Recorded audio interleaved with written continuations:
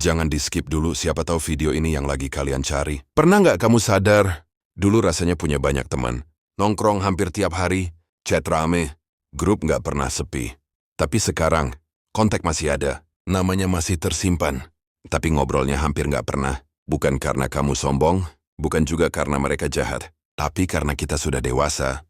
Dan inilah kenapa, setelah dewasa, teman kita makin sedikit. Pertama, karena hidup mulai sibuk dan fokus berubah. Waktu kecil sampai muda, kita punya banyak waktu dan sedikit tanggung jawab. Sekolah, nongkrong, ketawa bareng, cerita hal-hal random. Tapi setelah dewasa, hidup mulai nuntut fokus. Kerja, keluarga, masalah hidup, target masa depan, waktu jadi mahal, energi terbatas. Dan tanpa sadar, kita mulai memilih. Bukan lagi siapa yang seru, tapi siapa yang relevan. Catchway, karena kita mulai mengenal diri sendiri. Dulu kita berteman karena sama-sama ada satu kelas, satu lingkungan, satu tongkrongan. Sekarang kita berteman karena nilai, karena obrolannya nyambung, karena bisa saling menghargai. Kita mulai sadar, nggak semua orang harus dekat, nggak semua orang layak tahu cerita kita, dan itu bukan egois. Itu namanya menjaga diri. Ketiga, karena konflik nggak lagi dianggap sepele. Waktu muda, berantem hari ini, besok bisa ketawa lagi. Tapi saat dewasa, konflik sering berkaitan dengan prinsip, uang, kepercayaan, sikap.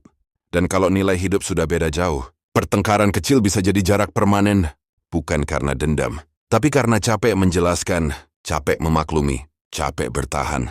Keempat, karena kita sadar kualitas lebih penting dari kuantitas.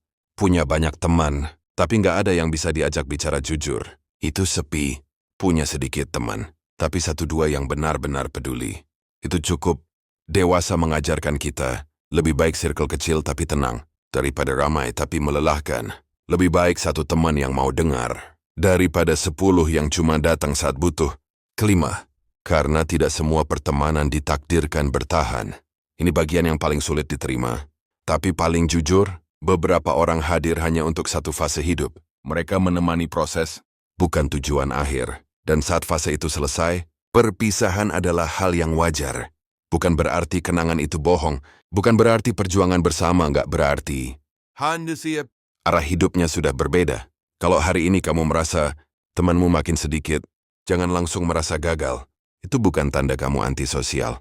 Bukan tanda kamu membosankan. Bisa jadi, itu tanda kamu bertumbuh. Lebih sadar, lebih selektif, lebih menghargai ketenangan. Dewasa bukan soal punya banyak teman, tapi tahu siapa yang pantas dipertahankan.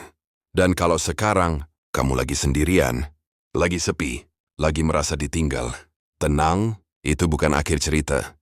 Kadang hidup mengosongkan ruang, supaya orang yang tepat bisa masuk. Jaga dirimu, jaga hatimu. Dan biarkan pertemanan tumbuh dengan cara yang sehat. Karena pada akhirnya, teman yang baik bukan yang selalu ada di keramaian, tapi yang tetap tinggal saat hidup nggak baik-baik saja.